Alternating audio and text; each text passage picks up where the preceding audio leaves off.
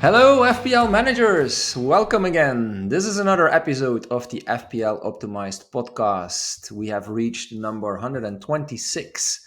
I am Bas, the casual manager, and my co host is Sertalp, the data scientist. This is the podcast in which we combine analytics with the good old eye test. Data or grass, or data and grass? That's the question. Last week, Sertop was alone to reflect a bit on his free hit misery.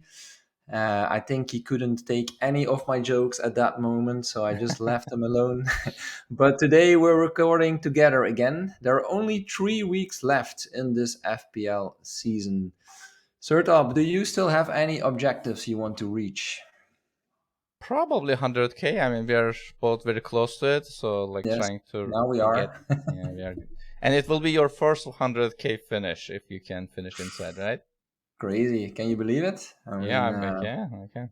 talking But I about feel like being being a more casual analytical manager. helped you. Oh yeah, you That can't call yourself a casual manager anymore. Yes.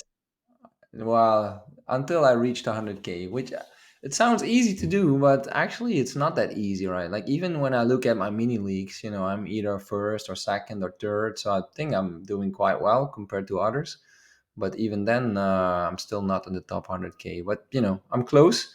So definitely, I want to reach it. That's definitely on my mind. And there's also one particular mini league I would like to win, and the gap with the number one is only 11 points. So Oh, I okay. hope it will be possible.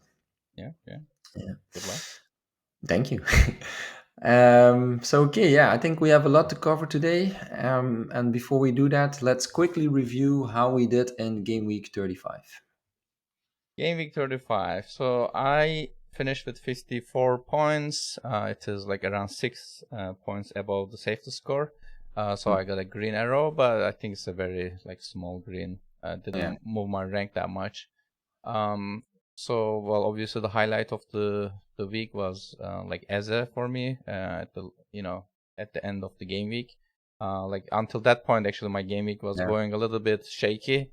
I thought I was gonna get a red arrow, but yeah, essentially, last game of the game week saved my week. Yeah, I mean, I think it was like I did 3 transfers, so after not doing anything the game week before, I think it was a nice change. So yeah, I was maybe expecting a little bit of a better game week. I don't want to get too greedy, but to make up for my losses, so I was Yes. hoping that I will get a really good game week. But this is a good start, I guess. Most importantly, I got another win, so we have Yeah. only 2 wins between us and 3 game Okay. weeks left. So it will be a Yes. tight It will be tight. It race will be for tight. us. Yeah. Yeah, it was an interesting game week because, of course, I was following your scores. I think the Eze one, of course, was good for you, but also Palmer. That was quite a late penalty there. It Yeah, looked that's like he true. wasn't getting much, and then there was the Palmer penalty. But to be fair, Palmer had a pretty decent second half. Hmm. He also hit the post once, so he looked a bit better. It's probably a little bit of a differential now because most people sold Palmer, so that's good for you. Yeah. For me, I actually took my first -4 of the season to bring in Ambumo and Bowen. It was a bit of a big decision because on the one hand, I was trying to finish the season without taking hits, but in the end, I thought You that couldn't that shouldn't. resist. You couldn't resist. Yeah, and I was also thinking it shouldn't be really an objective to don't do hits because sometimes it can be good. And indeed, I couldn't reject. I think a lot of people were talking about Mbumo, so I feared not having him, especially with his ownership. And yeah, Bowen, I just thought it was a good pick. Yeah. So yeah, that's what I did, and yeah, I felt a little bit bad about it because so far I think I've been really planning well, so I didn't need to do any hits. So in that sense, bit a shame that now it's different at the end of the season. And I think I don't know yet, but maybe I'll take another hit before the season ends. And as I mentioned before, I just felt like I wasn't completely prepared for those final game weeks in terms of my team setup. Hmm. But okay, we look at it now week by week and we try to finish as strong as possible. And in a way, I think it also worked out because I sold Saka and Savinho. Mhm. who both blanked. And as a consequence, I benched Mateta because I was favoring Mbumo and Bowen in the team, and Mateta Mhm. blanked as well. So in that way, let's say the -4 worked out. It had a positive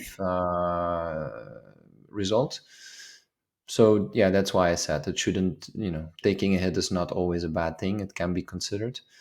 The only negative side, or the only negative thing in my team, was that I had Martinez and Konza on the bench.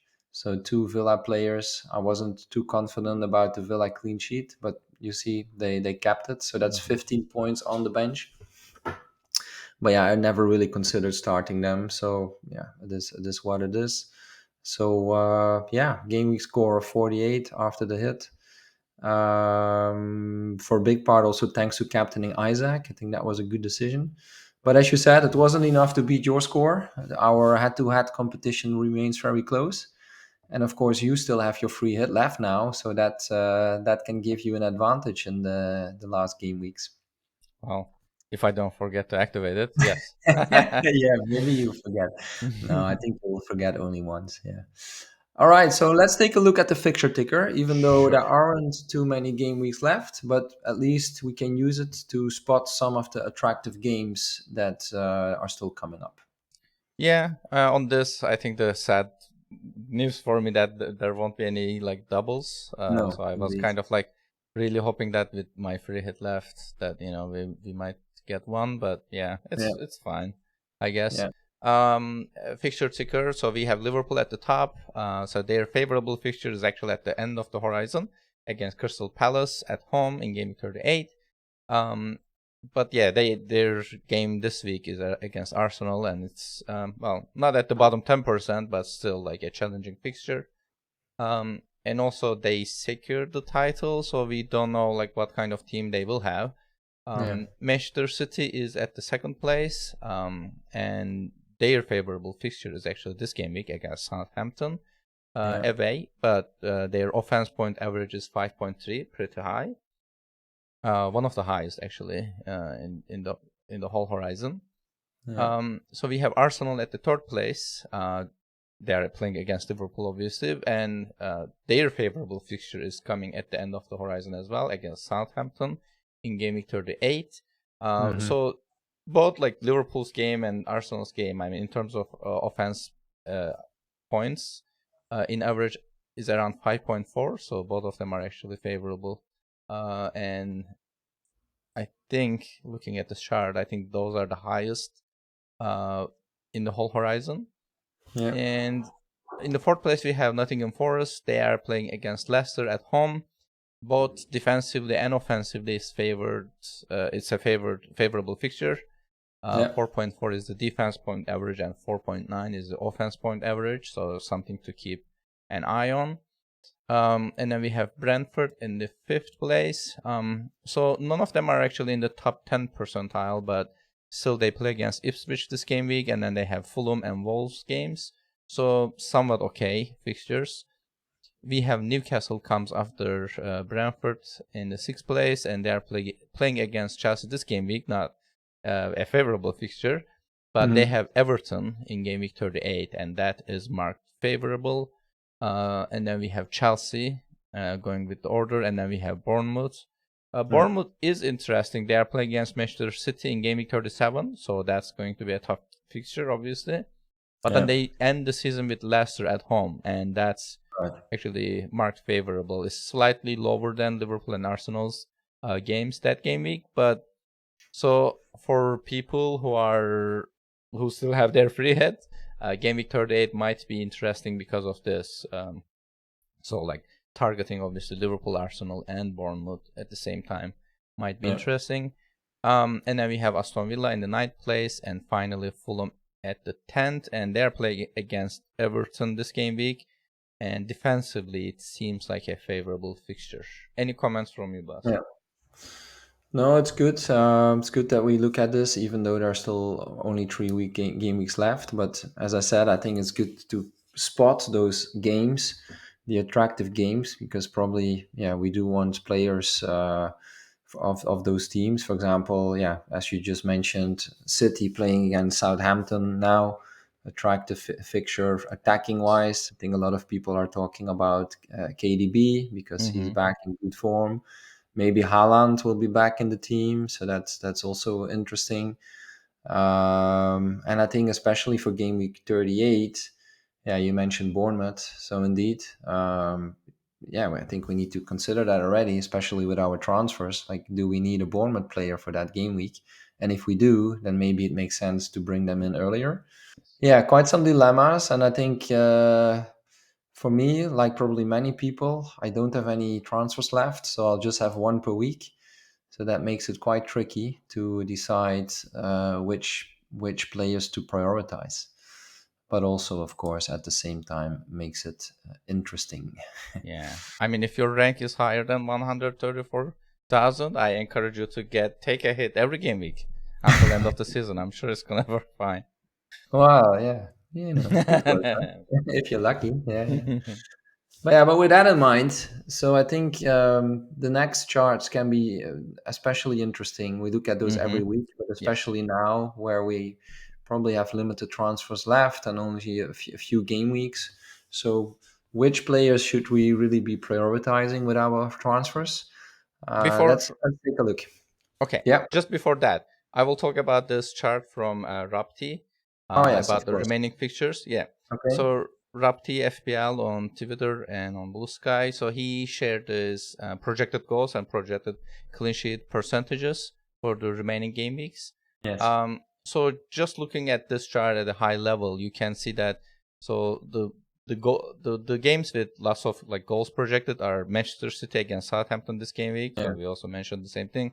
Liverpool and Arsenal in game week 38 against Crystal Palace and Southampton respectively, and Bournemouth against Leicester. Again, Hmm. so like this actually matches with our fixture ticker pretty nicely. Yeah. One thing to note here is that for the game week 38, these goal projections are coming from our own actually algorithm. Okay. So the first two game weeks are from like SpreadX. Rapti shares these data, but the game week 38 is actually our new projections from our Solio Analytics Excellent. Great. tool. Great work. Um, Thank you. And in terms of clean sheets, so the best clean sheet percentage is actually coming from Bournemouth against Leicester in the last game week with Hmm. 47%. Yeah. But other fixtures to note are Nottingham Forest this game week against Leicester 46, Yeah. Manchester City against Southampton at 44%, and Arsenal against Southampton in the last game week at 44% again. So Yeah. yeah, so this I think matches pretty nicely with our fixture ticker. With Yeah, that, definitely. And mm-hmm, I think a few things that stand out for me, yeah, we talked about City attacking wise. So KDB is on my mind, that's for sure. Not so easy to get in terms of budget, but yeah, well, need to probably be creative to see if it's possible. yeah, Brentford this game week. I think a lot of people, of course, have Mbumo. I think more and more people also have Wissa. mm-hmm, I don't have Wissa, so that's another thing that's kind of on my mind. Like, should we go for Wissa or not? And of course, defensively, yeah, the Nottingham game now against Leicester at home, big clean sheet percentage. I personally mm-hmm. don't have a defender or a goalkeeper, so that's probably also a bit of a weakness compared to other teams. But yeah, you can't have them all, right? So as Certainly, I said earlier, it's quite difficult to decide which transfers we should be prioritizing. exactly. And again, since like I have my free hit left, and not many people do, but so looking at this, as I mentioned, I think using free hit in game week 38 is the best option. Yeah. Like I was running a Okay. free hit solve earlier, and so I think a double like Newcastle and double Arsenal defense, and then like triple Bournemouth attack might be pretty interesting, and that's what the model was giving me. Okay. Cool. So yeah, I'm thinking about like free hitting in game week 38, and Yeah. that means that I need to obviously use my free transfers for this game week. Nice. I have already a Nottingham Forest defender, so like looking at this, I think the Yeah. logical option for me to bring maybe another Yeah. one. So that's kind of maybe use that leverage against you and see if I can catch you. All right. Yes. Okay, man. I'm sweating already. I'm hoping that Uh, Vardy will score a goal. You never know. yeah, that's true. That can happen. All right. With this, okay, let me talk about the top options in every position. Yes. As usual, I will talk about the top EV option in every position and also top budget options. Yes. Starting with the goalkeepers, we have Raya at the top with 11.5 in 3 game weeks. Hmm. And Edison is in the second place with 11.4. And then we have Sals at 11.2 and finally Flecken at 11.2 in terms of top goalkeepers by projected points. Yeah.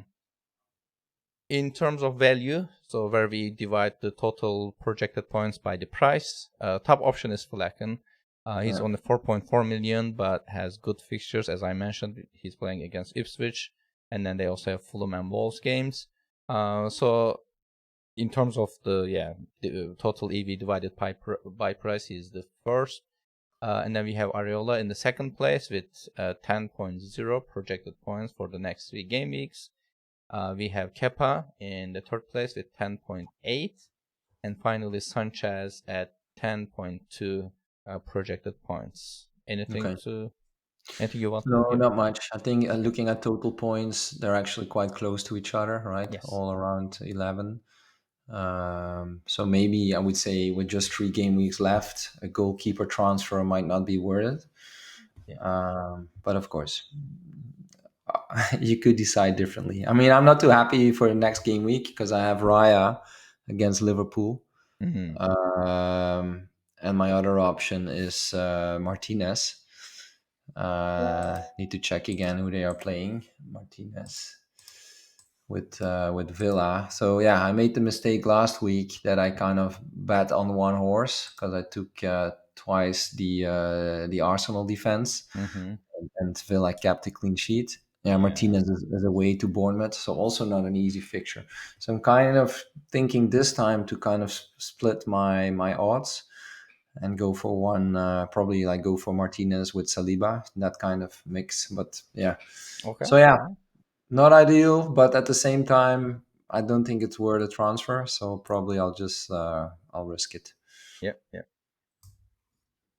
Okay, and with the defenders, we have Alexander Arnold at the top. Okay. Well, obvious opinions differ whether like he will be getting that many minutes or not. Like I Mm. was talking with some of the Liverpool fans, some of them think he won't get as many minutes Okay. because obviously he's leaving at the end of the season. Yeah. But still, he's at the top of the chart with 11.5 projected points. At the second place, we have Guardiol with Yeah. 11.4. And we have Saliba at the third place with 10.8 and Milankovic of Nottingham Forest with 10.5 in the fourth place. Yeah. In terms of value, Williams is at the top, 9.9 projected points, but he's only 4.5 million right now. Van den Berg of Brentford is at the second place with 8.9 projected points. Mm. But he's only 4.1 million. Hausen at the third place with 9.6, and finally Collins at the fourth place with 9.6 projected points for the next 3 game Yeah. weeks. Anything you want to add here? Similar comment. I think if you're in the luxury of having more free transfers left, then of course, if you're in the luxury position, I should say, then of course, yeah, you could consider a defensive swap. And as we covered, I think yeah, Nottingham looks good, especially for this game week. Maybe also Bournemouth with the final game week in mind. But like in my case, and again, I think there are many people who face the same. I just have one free transfer per week. I think it's probably better to bet on the midfield and attack because there is just more upside there. But yeah, it leaves us a bit. It leaves us a bit, I have to say, afraid and worried about lacking some good defensive options. But yeah, Yeah, this one. Yeah. that's true. But So would you yeah, agree with that? Would you typically prioritize midfield and attack because there's more upside there? um, Not 100% sure. I guess that's typically the case because I mean they fluctuate more than defensive points because I mean Yeah. defensive points are mostly about the clean sheet, Good. obviously, Yeah. unless you have an attacking defender.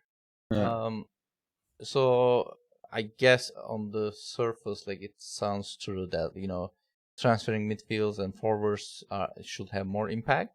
But yeah, this game week I'm actually planning to make a defender transfer. Actually, I'm Yeah. planning to sell Saliba for Milankovic and get the This game week. double Nottingham Forest defense this game week against Leicester, Oh. because Oh. I can bring Saliba in the last game week of the Right. season, and game week 37 Yeah. is against Newcastle, Yes. and obviously he's playing against Liverpool this game week, so Good it might point. make sense. So yeah, we will Man. see. So in the end, it was a good thing that you forgot about your free hit. Well, I lost 60 points unless like Oh yes. Milankovic gets a 60 point. Yeah. So Yeah. it's good. I'm Good. still at the negative. But yeah, Yeah. at least it made it a little bit interesting for me. That's true. Yeah. That's true. Okay. Let's go to the midfielders. We have Salah at the top at Yeah. 19.7 projected points. And well, his EV is high in every game week. Yeah. We have Mbomo in the second place with 16.3 projected points. Yeah. Palmer at the third place with 16.1. And Saka at the fourth place with 15.0. Mm-hmm. In terms of value, Schade of Brentford is at the top with 12.4 projected points, but he's only 5.1 million, pretty cheap. Yeah. Enzo, I feel like I mentioned this every game week in Yeah. every Yeah. episode, but Enzo has been in this value like midfielder chart for a long time and still here. Yes. Second Yes. place with 10.8, and Kluivert of Bournemouth is at the third place with 13.4. And finally, Semenyo at the fourth place with 12.4 Okay. projected points. Anything you want to Good. add? Well, maybe we see that KDB is not on the chart while he's being talked about a lot. So maybe that's more of a grass pick, let's say, or more of a emotional pick because we're kind of like, oh, it's his last season and you Pep will probably start him in the final games and it's the final home game. And also he's been doing quite well. So I think that's quite interesting, of course, that KDB came back into the mix, and we should consider him. And the other one, indeed, in terms of the budget ones, yeah, Schade doing really well in recent weeks, also relatively low owned. So I think that could be attractive as a second or even third Brentford attacker. Mm-hmm. The problem is a bit like where do you fit them in, right? Like which spots can you still give up? I was looking at my team. Yeah, I can probably sell Sar from Crystal Palace. Mm-hmm. That's an option. Probably, I think a lot of people have a Crystal Palace midfielder. I still have Rogers from Villa. That's another option. So yeah, there are some options, but yeah, it's still a little bit difficult because yeah, like we had for most of the season, there are so many good midfielder options. Yeah. And I heard even some people saying selling Salah could be an option, especially if you want to go for KDB. I'm not sure if I agree with that, even though Salah has been a bit calm in recent weeks. Still, yeah, think we know what Salah can do, especially with still two home games coming up, and also his high ownership. Yeah, risk reward. Of course, if you go for Yes. it and it works out, then you can really improve versus the field. But yeah, personally, I don't really dare to do it. No. Yes. Certainly. All right. I just on the KDB, I think his projections are actually pretty high in models too. Okay. I don't Okay. think he's totally a grass pick. I think he's a close fifth here, maybe like slightly Okay. lower like Saka, but Yeah. yeah, in our let's say Oh, well some done. internal models actually he's even higher. So like he's a good pick actually from that Kudos to the perspective. analytics team. You're not as slow as you were in the past. Kidding. Well done. All right, let's go to the attackers. Okay, let's do it. We have Haaland at the top of the chart, Okay. Good one. 15.4 Yeah. projected points. Obviously, he's like we don't know how many minutes he will get this game week, but No. models kind of disagree on that. but game week 37 and 38 looks a little bit better. Isaac at the second place with 15.4, same amount of projected points. And we have Wood at the third place with 15.0. Well, obviously he has a really good fixture, Leicester at the beginning of this horizon. In total, he looks pretty nice. And Visa at the fourth place with 14.6.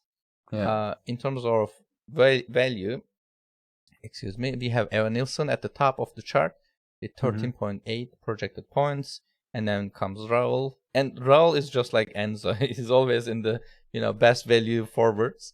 In the second place with 12.6 for the next 3 game weeks. We have Visa at the third place, 14.6, and finally Wood at the fourth place with 15.0. So you said you don't want to make a goalkeeper transfer. You said defensive transfer is a luxury. Midfield, you said, well, who are you going to replace? I assume then you're going to make a forward transfer. Yeah, probably. Okay, who are you But I buying? need to decide, like, do I do 1 or 2 transfers? And 2 transfers would be another -2.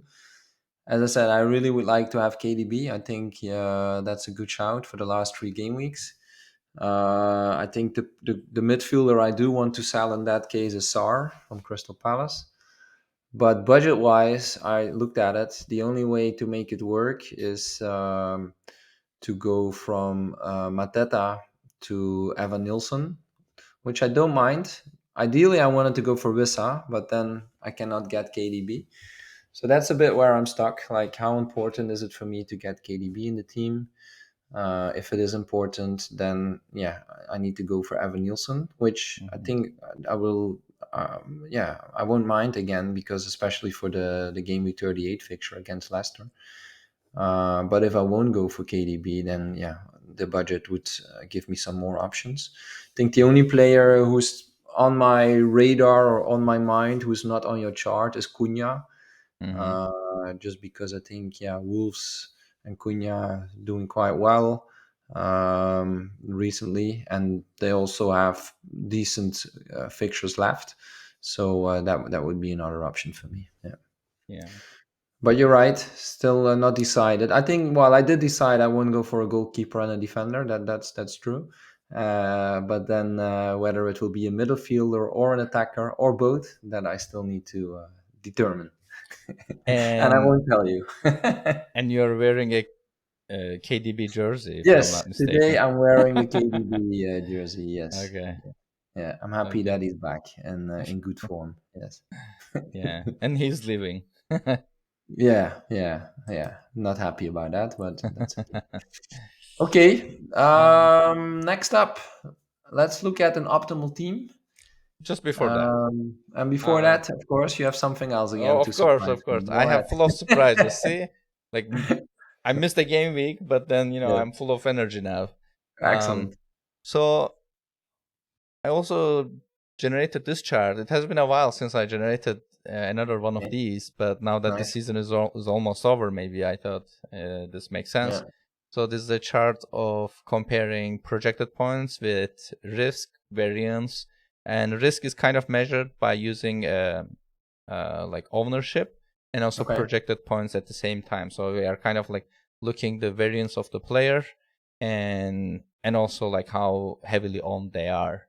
Yes. So for people who are watching on YouTube, so top left picks here, like higher and to the left, are the players you want to have in your team to decrease risk. So they kind of, these are the players that almost everyone owns. So you want to have them, and they are obviously high in the projected points. So not Yeah. having these are kind of like exposing you to rank loss, or Yeah. maybe um, maybe they will blank, so it will work for you.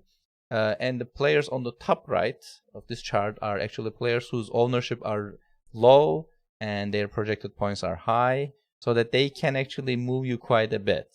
Yeah. And so starting with the top left, we have Salah at the very top left. He's the highest projected. He has the highest projected points, and then also Mbomo in that region.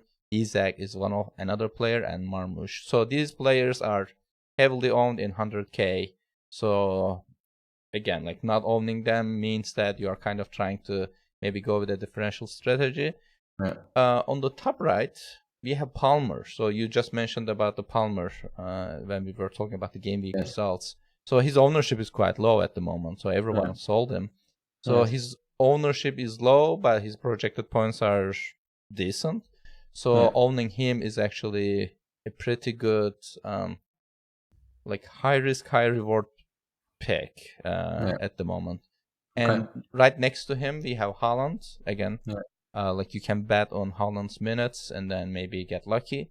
We also have in the same region we have Evan Nilsson, whose ownership is low. So obviously we are using the current ownership so that the future ownership will be different. People will be buying him probably for the Gameweek 38. So his his point in this plot he should move towards the left. But still, these picks are not heavily owned and high projected points. Again, around here we have Saka and Woods towards that region, but obviously they are a little bit owned more than the others. So I just wanted to give these options. And if you look at the goalkeepers in general, I mean, we talked about it, but they are not that different in terms of projected points. Their projected points are pretty close to each other.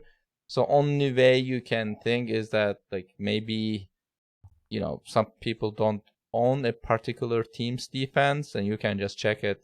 And if you're especially like chasing in your mini league, just like you are, maybe it might be an interesting strategy. But obviously, as Bas mentioned, if you have the luxury of making a goalkeeper or defender transfer, then it's actually, it might be important. But otherwise, these are the players that can make a difference. I agree. Okay. Yeah, and it's good to see Evan Nielsen there because, as I said, I might have to go for him. Yeah. Okay. Great chart. Thanks for sharing.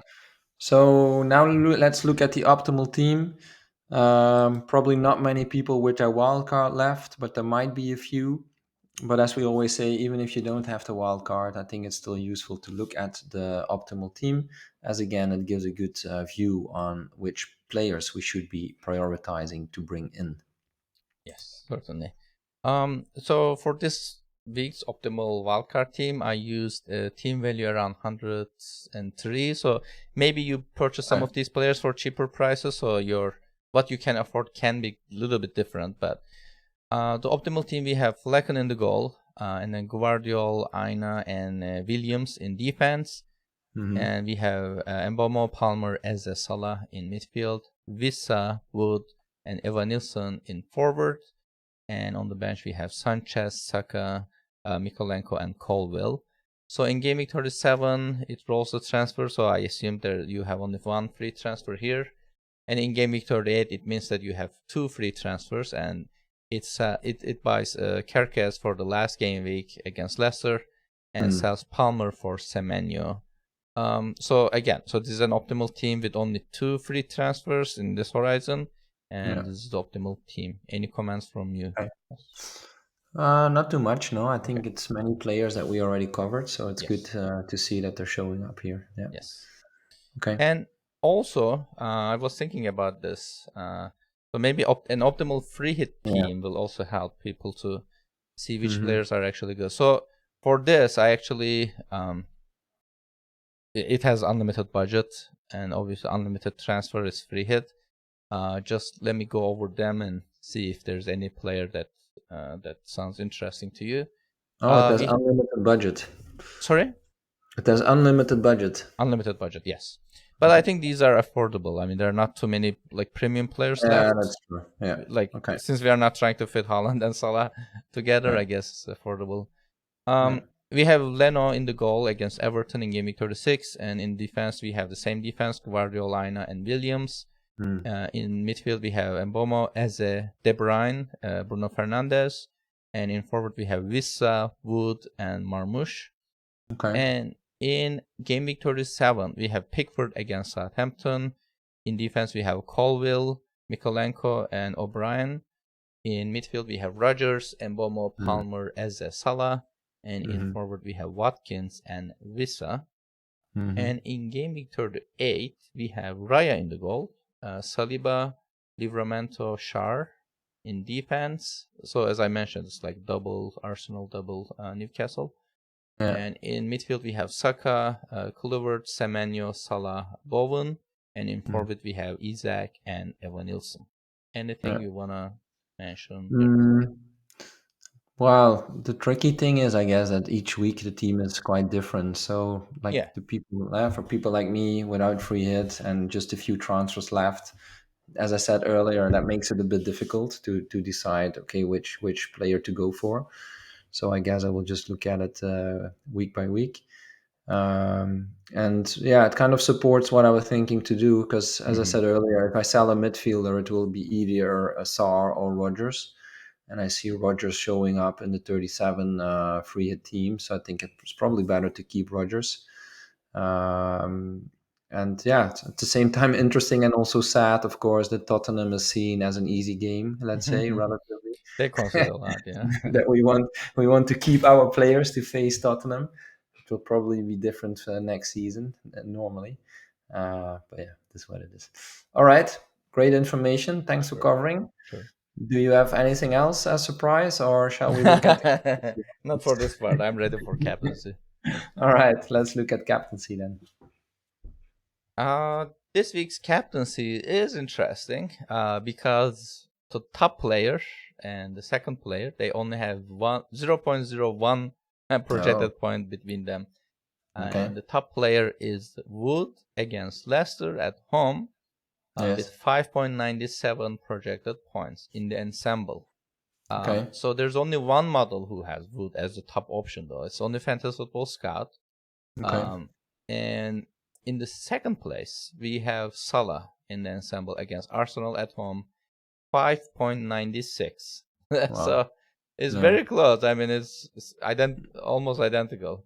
And Yeah. only model who has Salah at the top is Fantasy Football Hub. And in the third place, we have Mbomo Yeah. against Ipswich with 5.90. So even the third option is not that far. So they're all within 0.07 projected points, all these three options. Yeah. And there are two models who has Mbomo as a top pick, FPL Review and Mikael Tokwan. And in the fourth place, we have Isaac with 5.57. And then we have De Bruyne in the fifth place with 5.54. Visa in the sixth place with 5.27. And Marmoush at the seventh place with 5.21. And I should Hmm. mention this. We typically say like 0.5 EV, like give or take, is pretty like small in terms of difference, so that you can still consider other players for Yeah. captaincy, which Hmm. means that top five options here are actually good shots for the Yeah. captaincy. So Yeah. I don't know, it's a little bit Interesting. interesting, but what do you think? Yeah, definitely. That's cool. I guess we'll see some different options, people going for different options. I'm not sure yet, but what I am sure about is that I don't have Wood and I also won't have him, so that won't be an option. I think Salah for me at home against Arsenal probably also not an option. Not well, Salah is always a good option, but I just think with Liverpool, not sure what we can expect. Even though it's a home game against their title rivals, even though they won it already, I'm thinking they want to make it a good game and they want to prove that they want that they deserve to win the championship. And let's see, we're recording this on Wednesday, so let's see what Arsenal will do tonight against Yeah. PSG. Maybe if they have a really tough and long night, then yeah, that might make Salah even more appealing. But personally, I think I will probably look at other options. And so far, at the moment, I'm thinking about the City options away to Southampton. So So De yeah, Bruyne, if you bring him in, I guess. maybe De Bruyne if I have him. Maybe Mamouche. I was listening to the FPL Wire guys this morning, so they were Mm. saying, yeah, it's not clear what the situation is with Haaland. If Haaland starts, then what's the impact of that on to Mamouche? So that's maybe a little bit risky then to put the armband on Mamouche. But on the other hand, I think most people think it's not that likely that Haaland will start. But yeah, something we also need to consider. Yeah, No, I'm not sure yet. It's really difficult this week because also indeed the Brentford options away to Ipswich certainly good too. Yeah. Do you already know what what you will do? Um, so Oh, it's a little bit tough question. I yeah. think I will captain Bemo because I think the only players who are actually better, in my opinion, for captaincy is Wood and De Bruyne. Actually, those are Okay. also like higher in my, let's say, own model. Yeah. So, but I like bringing Wood now doesn't make sense. De Bruyne is a No. little bit risky for my like position. So I Okay. think I will captain Mbemo Okay. unless anything Yeah. changes. No, But that's yeah, true. I think yeah, it's very close. I was also checking the Fantasy Football Scots like captaincy poll. It's a good Yeah. indicator of what people are thinking in general. And I Yeah. think Movemo is leading with Yeah. 33% of the votes, and Okay. in the second place we have De Bruyne with 26% of the votes. And yeah, other options are you can actually guess, but Marmoush at 7%, Wood at around 7%, Visa at 6%, Okay. Haaland at 4%, and Salah at 4%. So not Uh, many people are. So people are kind of like thinking along the same lines. yeah. Lines you think? Uh, Seems. okay. Good to know. All right. Thanks for covering a lot of useful data again. hmm Do you have another chart, or otherwise we wrap it up? I also have captaincy for the next game weeks in Of case course. it makes Yes. sense. Yeah, Um, we should look at it. so in game week 37, we have Palmer at the top of the charts against Okay. Manchester United, Hmm. and he's the top option in 3 of the 5 models we track. And in the second place, we have Salah, 6.42. So again, there's not like too much of a difference between the top 2 options again. Yeah. And Salah is the top option in the other 2 models. And then we have Muvemo in the third place with 5.4. So Yeah. yeah, probably the ideal captaincy is between Palmer and Salah. And in game week 38, currently Salah is the top option with a lead, 7.28 against Crystal Okay. Palace. Yeah. So I feel like people who don't have Salah will try to bring him back in game week Hmm. 38 for Hmm. this game, particular Yeah. fixture. But we also have Saka against Southampton with 5.97, and we have Isaac in the third place with 5.69. So yeah, I Yeah. mean this game week's captaincy is definitely the most interesting, but also game week 37, there we might Yeah. see a split between Palmer and Salah, and game week 38 we will see which players people will bring in. Yeah. But if Salah blanks in game week 37, so people might be tempted to look True. elsewhere, I guess. Yeah, and I think Saka will be a nice option in 38 because I think probably a lot of people sold him now because of the minutes risk. Yes. But if you do have him for 38, probably yeah, he will look like a good option away to Southampton. Yeah. Yep. All right. Thanks again. Lots of interesting information, lots of things to think about as Mhm. we prepare for the upcoming game week. We can wrap it up with a look at our mini league. And the battle for the top three is definitely on, I would say. Abhinav C is still successfully protecting his number one spot. He had a game week score of 53 points, and he's now on 2,515 points in total. But the gap with the people chasing him got smaller. Number two, Carl Weeks, had a game week score of 60 points. He's only now 9 points behind Avinav. And we have a new number three, Thomas Danes, even though I do think we've seen his name in the top three before. And he had a really good game week score with 79 points. And that means he only has now a gap of 9 points to the number two. So this is certainly not decided yet. Keep it up, everyone. Good luck. It would be a bit sad for Abhinav if he loses it towards the end because he's been number one for so long. But yeah, that's FPL. Let's see. Abhinav, we wish you best of luck. Let's see if you can keep the number one spot. That's it for today. So good luck, everyone, with making your Game Week 36 decisions. We will see you back for another episode next week. You can subscribe to our podcast so you'll get notified when the next episode is out. If you're a podcast listener, just a reminder that you can also actually see us on YouTube, which is good to see the charts and the data. And you can also follow us on X. For Sertalp, it's at Sertalp Bilal. He's also on Blue Sky, where he is more active now. And for me, it's still X, and it's at Belfi BB. Keep in mind that you can also find a lot of data and analysis on fploptimized.com. And until next time, stay curious and stay analytical. Goodbye.